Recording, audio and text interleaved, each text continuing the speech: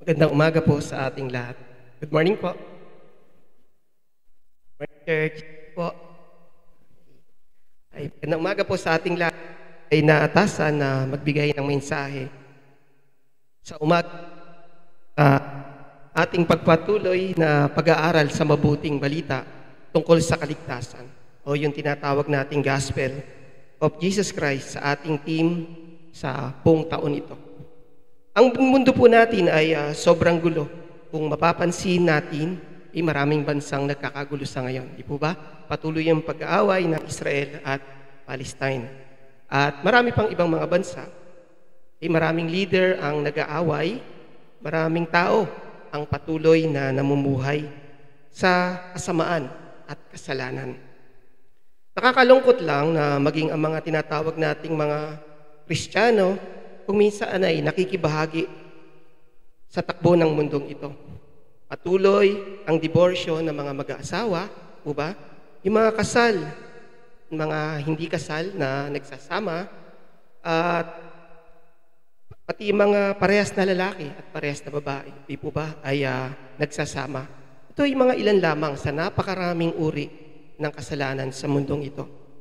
Sinasabi nilang sila'y mga Kristiyano, pero ito yung mundo na kanilang ginagalawan o kinabibilangan. Maaaring isa sa kadahilanan ay ang liberal na pananaw ng mga simbahan sa panahon na ito. Sige, basta't magsimba ka lang. May isang araw, babaguhin ka ng Panginoon. May mga ganitong pananaw. Ang problema sa mga leaders sa simbahan ngayon, hindi na pinapansin o sinasaway man lang itong mga ganitong klase ng practice ng kanilang mga miyembro. At pinapabayaan lang nila or inaalaw nila. Kasi aalis yung mga ibang miyembro, no? Pag sinasasabihan sila, ayaw nang nasasabihan ng mga miyembro. So, pabayaan na lang natin yung mga yan. Ganun po ang mga nangyayari ngayon. Kuminsan naman, malaking magbigay itong mga miyembro na ayaw nating umalis. No? So, hindi natin sila masabihan. No? Ito yung mga senaryo na nangyayari ngayon. No? Ito yung mga realidad na nangyayari. At ito yung nagiging resulta na namumuhay din tayo katulad ng mga hindi mananampalataya. Wala na tayong pinagkaiba sa kanila. Ang iba naman ay service ang binibigay sa Panginoon. Dapat po mga kapatid ay obedience ang ibigay natin sa Panginoon. People tend to select yung mga bagay na gusto lang nating sundin pag service. Okay lang naman na gawin ito sa linggo, kakanta naman ako sa church. Okay lang naman na gawin ko itong bagay na ito at magse-serve naman ako. Ino-offset natin yung mga good deeds natin over our sins. Ito po yung mga nangyayari. Ito po yung mga nangyayari sa ating simbahan. Ang ibang mananampalataya namumuhay pa nga kapatid ng double life na tinatawag. Pagkasama yung mga Kristiyano, Kristiyano din sila. Pero pagkasama yung mga di mananampalataya, mananampalataya din sila. Di rin sila mananampalataya. Kuminsan tayo ay nagtatago sa pagiging mananampalataya dahil natatakot tayo na makutya at mapagtawanan. Nakikijoin tayo sa mundong ito. Kung ganito ang magiging pananaw natin, ang ganitong kaisipan, tayo ay namumuhay ng katulad ng mga di mananampalataya. Kaya't sa umagang ito po yung magiging tema ng ating pag-aaralan sa umagang ito. Isa na namang talinhaga ang ating pagbubulay-bulayan sa araw na ito. Kaya't payagan niyo muna akong basahin ang ating talata sa umagang ito na makikita natin sa Mateo chapter 13, verse 24. Actually, dalawa po ito. Yung isa po ay Mateo chapter 13, verse 36 to 43. Unahin ko muna po yung ating talinhaga, yung ating passage sa umagang ito tungkol sa damo sa triguhan. Sa verse 24, nagsalaysay muli si Jesus sa kanila ng isa pang talinhaga. Sinabi niya, ang kaharian ng langit ay katulad ng isang taong nagasik ng mabuting binhi sa kaniyang bukid. Isang gabi, habang natutulog ang mga tao, dumating ang kanyang kaaway, naghasik ng mapanirang damo sa triguhan at saka umalis. Nang tumubo at nagbunga ang trigo, lumitaw din ang mapanirang damo. Kaya't pumunta ang mga utusan sa may-ari ng bukid at nagtanong, hindi po ba mabuting binhi lamang ang inihasik ninyo sa inyong bukid? Bakit po may mga damo ngayon? Sumagot siya, isang kaaway ang may kagagawa nito.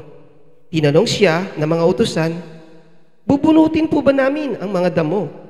Huwag, baka mabunot pati ang mga trigo. Sagot niya, hayaan na lamang ninyong lumago kapwa ang damo at ang trigo hanggang sa anihan. Sa pag-ani, sasabihin ko sa mga tagapag-ani, ipunin muna ninyo ang mga damo at inyong pagbigkis-bigkisin at saka sunugin. Pagkatapos ipunin naman ninyo ang mga tribo sa aking kamalig. Bago po tayo magsimula, tayo muna po ay lumapit sa ating Panginoon. O Diyos na makapangyarihan sa lahat, Ikaw po ang nagbigay ng lahat kung anong meron po kami. Ikaw po ang dinadakila namin sa araw na ito, tinataas ka namin. Ang dalangin namin, Panginoon, ay hipuin mo po ang puso ng bawat isa na makikinig, Panginoon, at ang bawat isa ay turuan mo na makinig, tumalima sa iyong salita, Panginoon. Convict our hearts, O Lord, na ang bawat isa ay patuloy na sumunod sa iyong mga salita. Itago mo po itong mga salita na to para maging gabay namin sa aming araw-araw na buhay. Itong aming dalangin, O Diyos, sa pangalan ni Jesus. Amen. Sa mga talata na nabasa sa atin ng ating Panginoong Jesus, ang Panginoong Jesus ay gumagamit ng tanilaga para ikumpara itong dalawang bagay. Isang bagay na mahirap unawain at isang bagay na alam na o pangkaraniwan na o ito yung mga nakakasanayan na. Ang ibig kong sabihin, ito yung pagtatanim, no? Ginamit na ilustrasyon dahil ito ang pangunahing pangkabuhayan ng mga panahon na iyon. Kaya't maaring ito ang ginamit na ilustrasyon ng ating Panginoong Yesus para madali silang makarelate o madali nilang maintindihan yung kwento sa umagang ito. Dito sa kwento, inihalin tulad ni Jesus ang kaharian ng Diyos sa mga damong triguhan. Ang mga tao ay nakikinig, ay nalilito, at hindi nila maunawaan kung ano sinasabi ng ating Panginoong Jesus. May mga iba naman ay baliwala lang dahil nakatuon sila yung interest nila doon sa mga miracle. Kasi kung minsan, ang Panginoon ay nagpimilagro, inaabangan nila. Yung iba naman na mga Pariseyo ay nag-aabang din na magkamali naman o may mga masabi silang against sa ating Panginoon. Maging ang kanyang mga lagad ay hindi rin naunawaan ang sinasabi ng ating Panginoong Jesus. Maging sa kanilang pag-uwi ay nanatili itong palaisipan sa bawat isa. Ngunit hindi ang katiis sa mga lagad kaya't sila ay nagtanong kung ano nga ba ang kahulugan ng talinhagang binabanggit ni Jesus. At ito po ay kanyang ipinaliwanag. Mababasa po natin, ito yung second passage natin na samahan niyo po ko. Nabasahin ito naman sa Matthew chapter 13, verse 36 to 43. Sabi po dito, ito po yung kahulugan ng kaninang passage. Pagkatapos iniwan ni Jesus sa mga tao at pumasok siya sa bahay. Lumapit ang kanyang mga alagad at sinabi sa kanya, ipaliwanag po ninyo sa amin ang talinhaga tungkol sa panirang damong tumubo sa bukid. Sumagot si Jesus, ang naghahasik ng mabuting binhi ay ang anak ng tao. Ang bukid ay ang daigdig, ang mabuting binhi ay ang mga taong kabilang sa kaharian, at ang mapanirang damo naman ay ang mga kabilang sa masama. Ang kaaway na naghasik ng damo ay walang iba kundi ang dyablo. Ang panahon ng pag-aani ay ang katapusan ng daigdig. At ang mga tagapag-ani naman ay ang mga anghel. Kung paano ang mga damo ay tinipon at sinusunog, ganun din ang mangyayari sa katapusan ng daigdig. Ipag-uutos ng anak ng tao sa kanyang mga anghel na tipunin nila mula sa kanyang kaharian ang lahat ng nagiging sani ng pagkakasala at ang lahat ng gumagawa ng masama. Ihagis nila ang mga ito sa lumalagablab na pugon at doon ay mananangis sila at mangangalit ang kanilang mga ngipin. Ngunit ang mga gumagawa ng matuwid ay magliliwanag na parang araw sa kaharian ng kanilang Ama. Makinig ang may pandinig. Sa mga nabanggit na talata, mga kapatid, nilagyan ng ating Panginoon Jesus yung talinhaga at pinaliwanag niya ito. Kung mapapansin natin, may mga character dito sa story. Ito yung first section na natin dun sa ating program sa likod. Ito yung mga tauhan, yung ating first section. Mapapansin natin na nilagyan ni Jesus ng tauhan o character ang istorya nito. Yung unang character dito, yung naghasik. Ay ito yung anak ng tao. At ito ay, sa Biblia, more than 80 times itong binanggit na ang salitang tao, ito ay si Jesus. Ito'y patungkol kay Jesus bilang isang anak ng tao.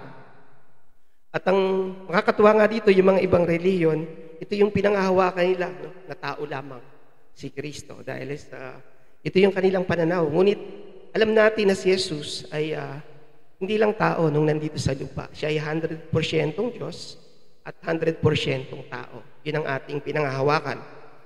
Ang naghasik ay siyang may-ari ng mundo. Siya ang nagtatanim, siya din ang nagpapalago ng kanyang mga tanim. Siya din ang nag-iingat ng mga binhi. Mga kapatid, dapat nating tandaan na ang ating Panginoong Jesucristo ang nagtanim sa atin. Kaya tayo nandito ngayon. Kung hindi dahil sa Kanya, wala tayong kakayanang maligtas pagdating ng Judgment Day. Pag dumating ang pag-aanin ng mga anghel, dapat tayo ay nakabilang doon sa mga good seed na tinatawag. Ang good seeds dito na binabanggit, ito yung salvation seed ng Panginoon na itanim sa bawat isa sa atin. Ikalawa, yung bukid. Ito yung pangalawang karakter na ang bukid ay daigdig. Ito yung mundo na ating kinagalawan sa kasalukuyan. Ito yung mundong magulo, ito yung mundong makasalanan. Ikatlo, yung mabuting binhi. Hindi ito basta't binhi lang na inihasik o itinatanim, kundi mabuting binhi. Ito ay ang mga taong kabilang sa kaharian ng Diyos.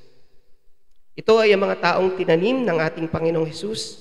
Sila ay mabuting binhi at nagbibigay ng mabuting bunga.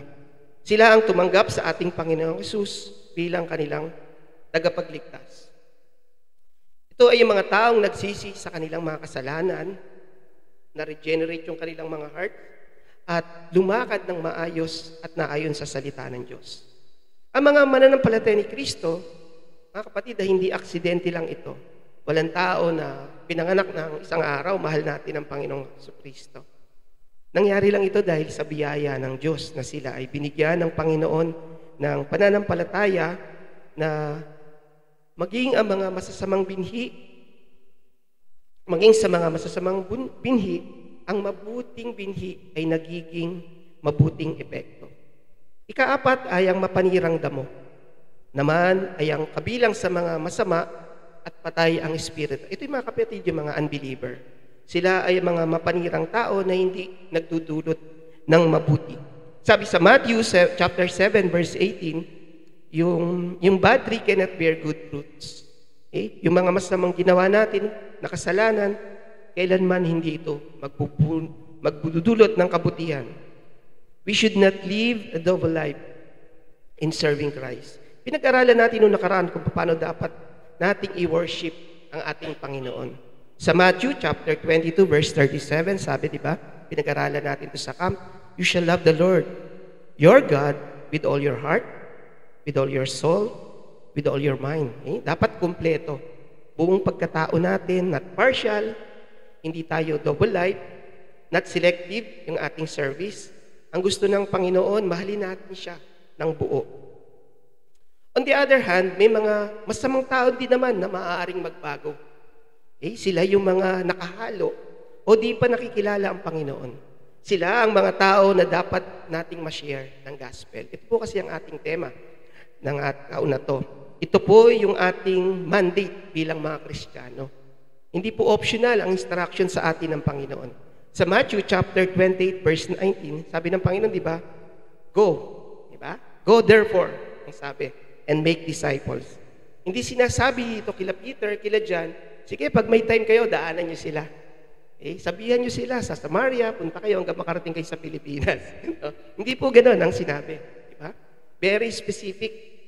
Mandate ito bilang ating mga Kristiyano na tayo ay mag-share ng gospel. We are instructed to look for other good seeds among the weeds. Ito po yung instruction sa atin. Hanapin ang mga ito dahil ito ang planong kaligtasan ng ating Panginoon Ito ay mababasa natin sa Ephesians chapter 2. Payagan niyo po kung basahin ang Ephesians chapter 2, verse 1 to 3. Noong una'y patay kayo dahil sa inyong mga pagsuway at mga kasalanan. Sinusunod ninyo ang masamang takbo ng mundong ito at napailalim kayo sa pinuno ng kapangyarihan sa himpapawid. Ang espiritong naghahari sa inyo sa mga taong ayaw pasakop sa Diyos.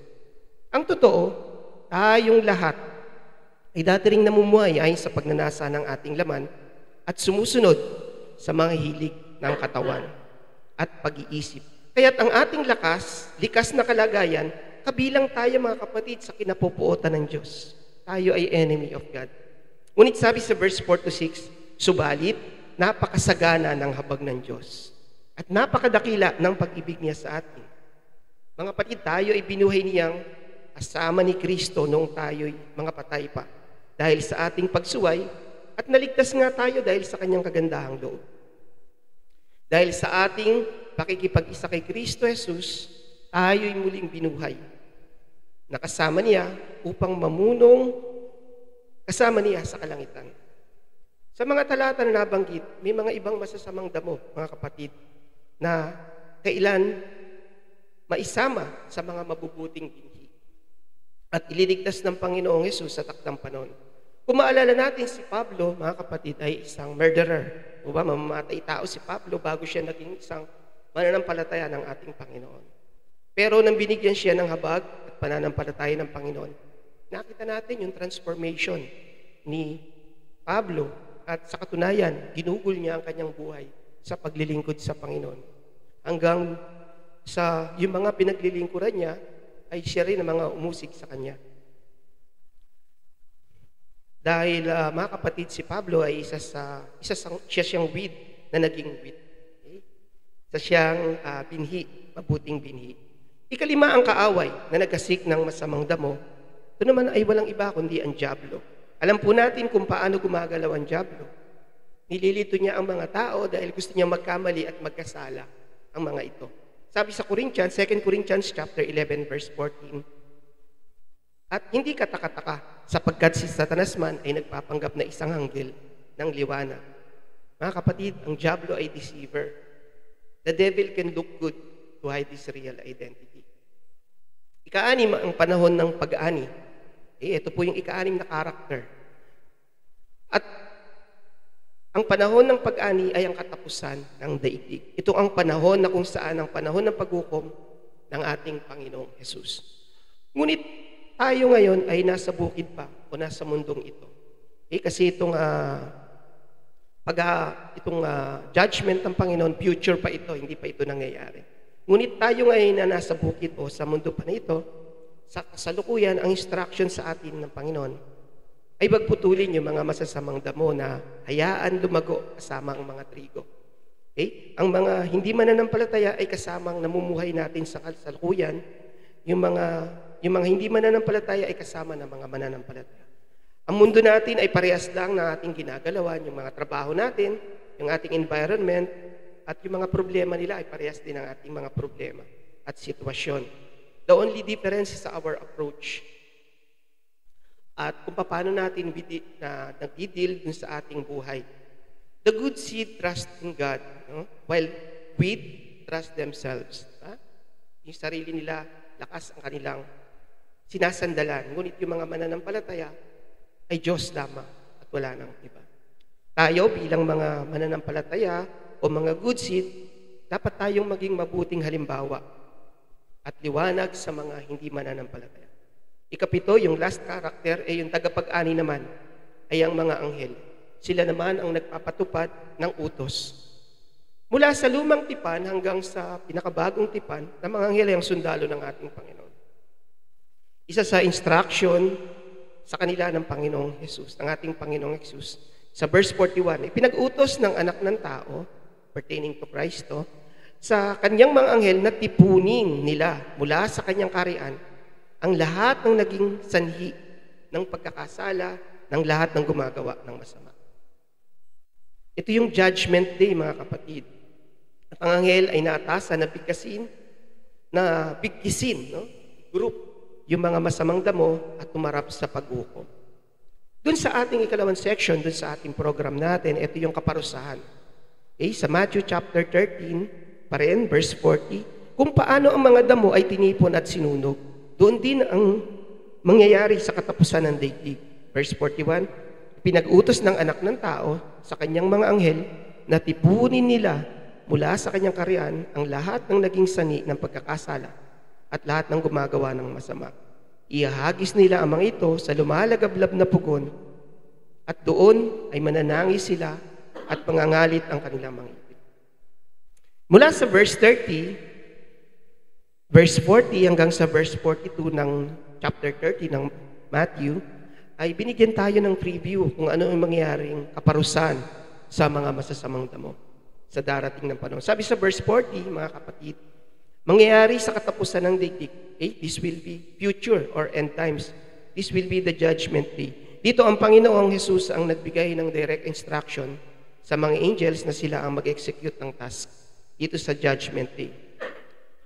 Mga kapatid, habang nandito pa tayo sa lupa, hindi pa nabubunod yung ating mga ugat at tayo namumuhay kasama pa ng mga masasamang damo. Dapat tayong sumunod sa instruction ng Panginoon na mamuhay ayon sa salita ng Diyos. We must obey God and His instruction. We must have a godly effect sa mga unbeliever. Dapat makikita si Kristo, mga kapatid, sa buhay natin. Okay? Sa ating mga gawi, sa araw-araw. Dapat natin, mga kapatid, we must always do the right thing. And the right thing na iyon ay naka-align dapat sa Scripture, hindi yung good thing sa atin. Okay? Kasi may mga bagay na tama sa ating pananaw pero hindi siya biblical. Okay? Yung ating spiritual DNA, mga kapatid, ay si Christ. Dahil siya ang nagtanim sa atin. Hindi tayo pwedeng mamuhay ng double life. Hindi rin tayo pwedeng mamuhay ng partial believer. We must live 100%. Tayo ay maging 100% believer of Jesus Christ. Dito magkakaroon ng separation pagdating ng judgment. Yung mga good seed at weeds, they will gather at doon wala ng pag-asa ang mga taong di sumusunod sa Panginoon. They cannot escape from the wrath of God dahil sila ay susunugin at sana kung masusunog ka lang ng one time. Dito hindi. Masusunog ka ng buhay ka habang buhay. Forever to. Kaya nakakatakot ito. Dapat ito ay maging sa atin, para maging warning habang nandito tayo. Can you imagine the pain, di ba? Saka yung agony na araw-araw mo nararamdaman ito. Sabi dito sa verse 40, ang masamang damo ay titipunin at susunugin nga.